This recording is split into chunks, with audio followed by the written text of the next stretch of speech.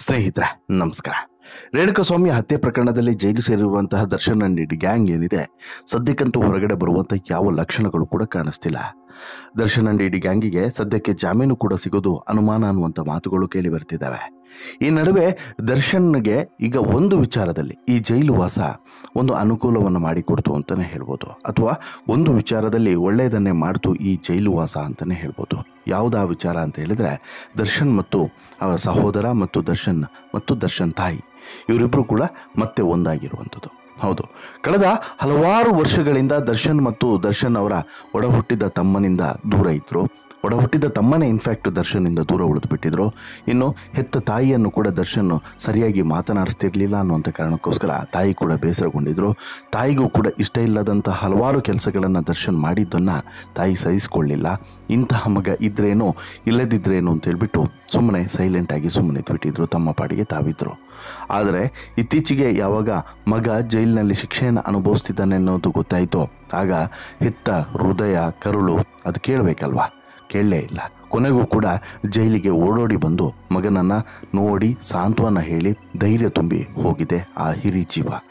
ಇದರ ಜೊತೆಗೆ ದರ್ಶನ್ ತಮ್ಮ ಒಡ ಹುಟ್ಟಿದ ತಮ್ಮ ದಿನಕರ್ ತೂಗುದೀಪ್ ಕೂಡ ಈಗಾಗಲೇ 2 ಸಲ ಜೈಲಿಗೆ ಭೇಟಿ ಕೊಟ್ಟಿರುವಂಥದ್ದು ದರ್ಶನ್ಗೆ ಇನ್ನಷ್ಟು ಬಲ ಹೆಚ್ಚಿಸಿದೆ. ದರ್ಶನ್ಗೆ ಮತ್ತೆ ಹಳೆಯ ಸ್ಥೈರ್ಯ ಮರಳಿ ಬಂದಿದೆ. ದರ್ಶನ್ ಬಾಳಲ್ಲಿ ಪತ್ನಿ ವಿಜಯಲಕ್ಷ್ಮಿ ಮತ್ತು ತಮ್ಮ ಈ ದಿನಕರ್ ತೂಗುದೀಪ್, ಮಗ ವಿನೀಶ್, ಹಾಗೆಯೇ ತಾಯಿ ಮೀನಾ ತೂಗುದೀಪ್ ಇವರ ಧೈರ್ಯ ಸ್ಥೈರ್ಯ ಈಗ ಇನ್ನಷ್ಟು ಬಲವನ್ನು ತುಂಬಿದೆ, ಇನ್ನಷ್ಟು ಆತ್ಮ ಸಂತೃಪ್ತಿಯನ್ನು ತಂದುಕೊಟ್ಟಿದೆ. ಜೊತೆಗೆ ಒಂದು ರೀತಿಯಾದಂತಹ ಮತ್ತೆ ಪುಟಿದೇಳುವಂತಹ ಚಿಲುಮೆಯ ರೀತಿಯಲ್ಲಿ ಮತ್ತೆ ಹಿಮ್ಮೆಟ್ಟಿಸುವಂತಹ ವಾಗ್ದಾನವನ್ನು ಮಾಡುವಂತಹ ಒಂದು ಧೈರ್ಯ ಬಂದಿದೆ ಅಂತಲೇ ಹೇಳ್ಬೋದು. ಮನಸ್ಸು ಸ್ವಲ್ಪ ರಿಲೀಫ್ ಆಗಿದೆ ಅನ್ನುವಂಥದ್ದು ಸ್ಪಷ್ಟವಾಗಿ ಗೊತ್ತಾಗ್ತಿದೆ. ಹೌದು ಸ್ನೇಹಿತರೆ, ಈ ಇಡೀ ಪ್ರಕರಣ ಏನು, ರೇಣುಕಾಸ್ವಾಮಿಯ ಇಡೀ ಪ್ರಕರಣದಲ್ಲಿ ದರ್ಶನ್ ಆರೋಪಿಯಾಗಿ ಒಳಗಡೆ ಹೋಗಿದ್ದೇ ಒಂದು ವಿಚಿತ್ರ. ಯಾರು ಕೂಡ ಕಲ್ಪನೆ ಮಾಡ್ಕೊಳ್ಳೋಕ್ಕೆ ಸಾಧ್ಯನೇ ಇಲ್ಲ. ದರ್ಶನ್ ಈ ರೀತಿಯಾಗಿ ಜೈಲು ಸೇರ್ತಾರೆ ಅಂತ ಹೇಳ್ಬಿಟ್ಟು ಬಹುಶಃ ಯಾರೂ ಕೂಡ ಕಲ್ಪನೆ ಮಾಡೋದಕ್ಕೆ ಚಾನ್ಸೇ ಇಲ್ಲ. ಆದರೆ ನಡೆದು ಹೋಯಿತು. ರೇಣುಕಾಸ್ವಾಮಿಯ ಹತ್ಯೆ ಪ್ರಕರಣದಲ್ಲಿ ದರ್ಶನ್ A2 ಆರೋಪಿ ಆಗೇ ಹೋದರು. ಕಳೆದ 1 ತಿಂಗಳಿನಿಂದ ಜೈಲು ವಾಸವನ್ನು ಕೂಡ ಅನುಭವಿಸ್ತಿದ್ದಾರೆ.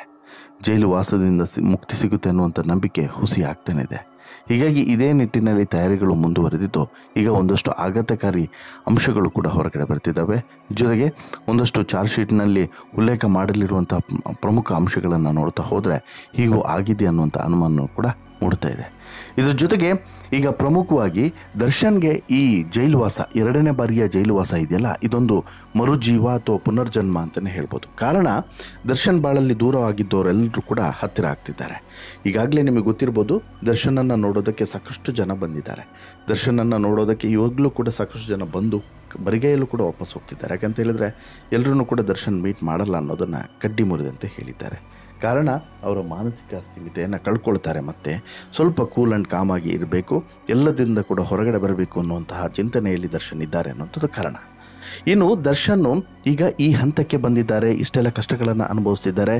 ಈ ಹಂತದಲ್ಲಿ ದರ್ಶನ್ಗೆ ತುಂಬ ಬೆನ್ನೆಲುಬಾಗಿ ನಿಂತಿರೋದು ಯಾರು ಅಂತೇಳಿ ಕೇಳಿದರೆ ಅದು ಪತ್ನಿ ವಿಜಯಲಕ್ಷ್ಮಿ. ಹೌದು, ಈಗಾಗಲೇ ದರ್ಶನ್ 1 ತಿಂಗಳ ಜೈಲುವಾಸವನ್ನು ಅನುಭವಿಸಿದ್ರು ಕೂಡ ದರ್ಶನ್ ಜೈಲಿಗೆ ಹೋದಂತಹ ಮೊದಲ ವಾರದಲ್ಲೇ ಪತ್ನಿ ವಿಜಯಲಕ್ಷ್ಮಿಯವರು ದರ್ಶನ್ ಅವರನ್ನು ಬಿಡುಗಡೆ ಮಾಡಿಕೊಳ್ಳಿಸಬೇಕು, ಈ ಪ್ರಕರಣದಲ್ಲಿ ಬೇಲ್ ಪಡಿಬೇಕು ಅನ್ನುವಂತಹ ಶತಪ್ರಯತ್ನವನ್ನು ಮಾಡಿಕೊಂಡು ಆರಂಭದಲ್ಲಿ ಅಷ್ಟು ಇಂಟ್ರೆಸ್ಟನ್ನು ತೋರಿಸಲಿಲ್ಲ.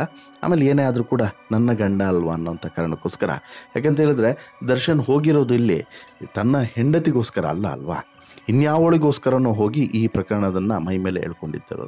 ಹೀಗಾಗಿ ಈ ಪ್ರಕರಣದಲ್ಲಿ ದರ್ಶನ್ಗೆ ಏನು ಬೇಲ್ ಕೊಡಿಸೋದು ಅಂತೇಳಿ ಆರಂಭದಲ್ಲಿ ಅಂದ್ಕೊಳ್ತಾರೆ. ಬಟ್ ಏನೇ ಆದರೂ ಕೂಡ ಕಟ್ಕೊಂಡವನು, ನನ್ನ ಪಾಲಿನ ಒಂದು ರೀತಿಯಲ್ಲಿ ಪತಿ ಪರಮೇಶ್ವರ ಅವನು, ಹೀಗಾಗಿ ಅವನನ್ನು ಬಿಡೋಕ್ಕಾಗಲ್ಲ ಅನ್ನೋಂಥ ಕಾರಣಕ್ಕೋಸ್ಕರ ಕೊನೆಗೂ ಕೂಡ ವಿಜಯಲಕ್ಷ್ಮಿ ಫೀಲ್ಡಿಗೆ ಇಳಿತಾರೆ. ಹಿರಿಯ ವಕೀಲರ ಜೊತೆಗೆ ಮಾತನಾಡ್ತಾರೆ, ಬೇಲ್ ಪಡೆಯುವಂಥ ಪ್ರಯತ್ನವನ್ನು ಶುರು ಮಾಡ್ತಾರೆ. ಬಟ್ ಇನ್ನೂ ಕೂಡ ಬೇಲ್ ಅರ್ಜಿಯನ್ನು ಹಾಕಿಲ್ಲ. ಅದಕ್ಕೆ ಕಾನೂನಿನಲ್ಲಿ ಬೇರೆ ಬೇರೆ ಕಾರಣಗಳಿದ್ದಾವೆ ಅನ್ನೋದನ್ನು ನಾವು ಅರ್ಥ ಮಾಡ್ಕೊಳ್ಳೇಬೇಕು.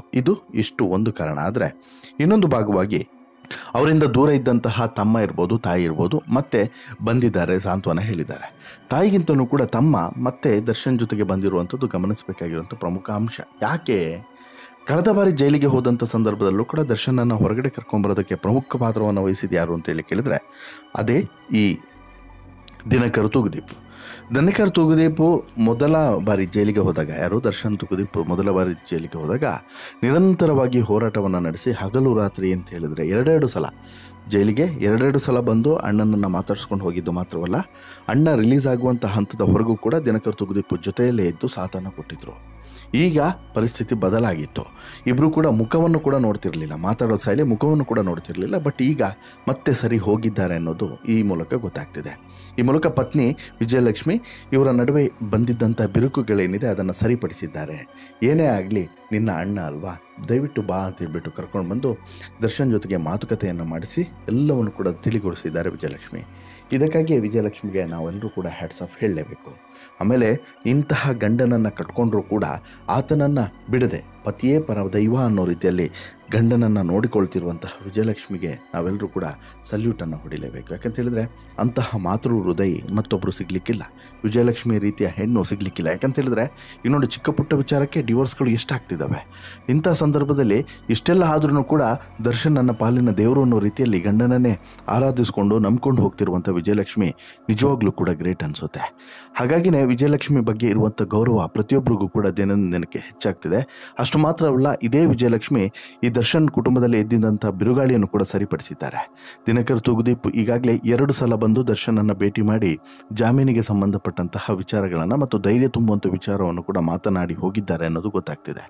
ಅಷ್ಟು ಮಾತ್ರವಲ್ಲ, ಇಲ್ಲಿ ಪ್ರಮುಖವಾಗಿ ವಿಜಯಲಕ್ಷ್ಮಿ ಸಾಕಷ್ಟು ವಿಚಾರಗಳ ಬಗ್ಗೆ ಈಗಾಗಲೇ ತಲೆ ಕೆಡಿಸ್ಕೊಂಡು ಕೂತಿದ್ದಾರೆ. ಹೇಗಾದರೂ ಮಾಡಿ ದರ್ಶನನ್ನು ಹೊರಗಡೆ ತರಬೇಕಲ್ವಾ ಅನ್ನೋಂಥ ಪ್ರಯತ್ನವನ್ನು ಮಾಡ್ತಿದ್ದಾರೆ. ಈ ಹಂತದಲ್ಲಿ ವಿಜಯಲಕ್ಷ್ಮಿಗೆ ಈ ಸಹೋದರ ದಿನಕರ್ ತೂಗುದೀಪ್ನ ಸಾಥ್ ಕೂಡ ಸಿಕ್ಕಿರುವಂಥದ್ದು ಒಂದು ರೀತಿಯಲ್ಲಿ ಧೈರ್ಯ ಬಂದಂತಾಗಿದೆ. ಜೊತೆಗೆ ದರ್ಶನ್ಗೂ ಕೂಡ ಈ ವಿಚಾರದಲ್ಲಿ ಒಂದು ಖುಷಿ ಇದೆ, ನೆಮ್ಮದಿ ಇದೆ. ಜೈಲಿಗೆ ಹೋದರೂ ಕೂಡ ನನ್ನ ಸಂಸಾರ ಮತ್ತು ಎಲ್ಲದೂ ಕೂಡ ಜೊತೆ ಆದ್ರಲ್ವಾ, ಎಲ್ಲರೂ ಕೂಡ ನನ್ನ ಜೊತೆಗೆ ಬಂದ್ರಲ್ವಾ ಅನ್ನೋಂಥದ್ದು ಒಂದು ತೃಪ್ತಿ ಇದೆ.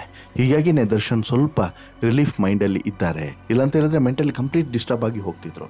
ಯಾಕಂತ ಹೇಳಿದ್ರೆ ಯಾರಿಗೋಸ್ಕರನೂ ನಾನು ಹೀಗೆಲ್ಲ ಮಾಡಿಕೊಂಡೆ, ತನ್ನ ಸಂಸಾರವನ್ನು ಒಡೆದುಕೊಂಡೆ, ತನ್ನ ಸಂಸಾರವನ್ನು ಹಾಳು ಮಾಡಿಕೊಂಡೆ ಅನ್ನೋದು ದರ್ಶನ್ಗೆ ಈಗ ಅರ್ಥ ಆಗಿದೆ. ಹೀಗಾಗಿನೇ ದರ್ಶನ್ ಈಗಾಗಲೇ ನಿನ್ನೆ ಒಂದು ಸ್ಟೋರಿ ಹಾಕಿದ್ದೆ ಅಲ್ವಾ, ಏನು ದರ್ಶನ್ನು ಈಗಾಗಲೇ ಪವಿತ್ರ ಗೌಡರಿಂದ ದೂರ ಆಗುವಂಥ ನಿರ್ಧಾರವನ್ನು ತೆಗೆದುಕೊಂಡಿದ್ದಾರೆ ಅಂತ. ಇದೇ ಕಾರಣಕ್ಕೆ, ಇವೆಲ್ಲ ಕಾರಣದಿಂದನೇ ದರ್ಶನ್ ಪವಿತ್ರ ಗೌಡ ಸಹವಾಸನೆ ಬೇಡ ಅನ್ನುವಂಥ ತೀರ್ಮಾನಕ್ಕೆ ಬಂದಿದ್ದಾರೆ. ಪವಿತ್ರ ಗೌಡ ಅಂತಲ್ಲ, ದರ್ಶನ್ ಇತ್ತೀಚೆಗೆ ಮಾಡಿದಂಥ ಅಷ್ಟೂ ಸಂಘಗಳನ್ನು ಬಿಡಲೇಬೇಕು. ಈ ಹಿಂದೆ ಇದ್ದಂತಹ ಟೀಮು ದರ್ಶನ್ಗೆ ತುಂಬ ಬೆನ್ನೆಲುಬಾಗಿ ನಿಂತು ಮತ್ತು ದರ್ಶನ್ ತಪ್ಪು ಮಾಡಿದಾಗ ತಿದ್ದುವಂಥ ಕೆಲಸವನ್ನು ಮಾಡ್ತಿತ್ತು. ಅಂಥ ಟೀಮನ್ನು ದರ್ಶನ್ ಜೊತೆಗಿಟ್ಕೊಂಡು ಈ ಪುಂಡ ಪೋಖ್ರಿಗಳಿಂದ ದೂರ ಇಡದೇ ಇದ್ದರೆ ದರ್ಶನ್ಗೆ ಮತ್ತಷ್ಟು ಅಪಾಯ ತಪ್ಪಿತಲ್ಲ. ಜೊತೆಗೆ ಹೆಂಡತಿ ಮಾತ್ರವಲ್ಲ, ತಮ್ಮ ಮಾತ್ರ ಅಲ್ಲ, ಅಮ್ಮ ಮಾತ್ರ ಅಲ್ಲ, ಬಹುಶಃ ಈ ರಾಜ್ಯದಲ್ಲಿ ಅಥವಾ ಈ ಜಗತ್ತಲ್ಲಿ ಯಾರೂ ಕೂಡ ದರ್ಶನ್ ಜೊತೆಗೆ ಇರುವುದಕ್ಕೆ ಈ ಕಿಡಿಗೇಡಿ ಮನಸ್ಥಿತಿಯ ಮನುಷ್ಯರು ಬಿಡೋದಿಲ್ಲ ಅನ್ನೋದು ಸತ್ಯ. ಹೀಗಾಗಿನೇ ಸಾಕಷ್ಟು ಜನ ಹೇಳ್ತಿದ್ರು, ದರ್ಶನ್ ಜೊತೆಗೆ ಒಂದು ಕಾಲದಲ್ಲಿ ನಾವು ನೇರವಾಗಿ ಮಾತಾಡ್ತಿದ್ವಿ, ಈಗ ಯಾವನು 3rd ಪರ್ಸನ್ ಮೂಲಕ ನಾವು ಮಾತಾಡಬೇಕಾಗಿದೆ ಅಂತೇಳಿ. ಅಂಥ ದುಸ್ಥಿತಿಗೆ ತಳ್ಳಿದ್ಯಾರು ಇದೇ ದರ್ಶನ್. ಹಾಗಾಗಿನೇ ದರ್ಶನ್ಗೆ ಇವತ್ತು ಈ ಪರಿಸ್ಥಿತಿ ಬಂದಿದೆ ಅಂತ ಹೇಳಿದ್ರು ಕೂಡ ಸುಳ್ಳಲ್ಲ. ಹೀಗಾಗಿ ಈ ವಿಚಾರದಲ್ಲಿ ದರ್ಶನ್ ಬದಲಾಗದೇ ಇದ್ದರೆ ಮುಂದೆ ಭಾರಿ ಅಪಾಯಗಳು ಅಂತೂ ಎದುರಾಗೋದಂತೂ ಸತ್ಯ.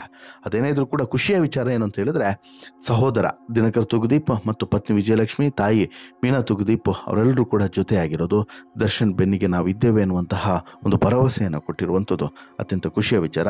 ಈ ವಿಚಾರದಲ್ಲಿ ನಾವು ಸಲ್ಯೂಟನ್ನು ಹೊಡಿಬೇಕಾಗಿರೋದು ವಿಜಯಲಕ್ಷ್ಮಿಗೆ ಅನ್ನೋದರಲ್ಲಿ ಎರಡನೇ ಮಾತೇ ಇಲ್ಲ. ನಿಮಗೇನು ಅನಿಸುತ್ತೆ ಸ್ನೇಹಿತರೆ, ಈ ಬೆಳವಣಿಗೆ ಬಗ್ಗೆ ನಿಮ್ಮ ಅಭಿಪ್ರಾಯ ಏನು? ದಯವಿಟ್ಟು ಕಮೆಂಟ್ ಮಾಡಿ ತಿಳಿಸಿ. ಜೊತೆಗೆ ಈ ಸ್ಟೋರಿ ಇಷ್ಟ ಆಯಿತು ಅಂತ ಹೇಳಿದ್ರೆ ಲೈಕ್ ಮಾಡಿ, ಶೇರ್ ಮಾಡಿ, ಚಾನಲ್ಗೆ ಸಬ್ಸ್ಕ್ರೈಬ್ ಆಗೋದನ್ನು ಮರಿಬೇಡಿ. ಧನ್ಯವಾದ.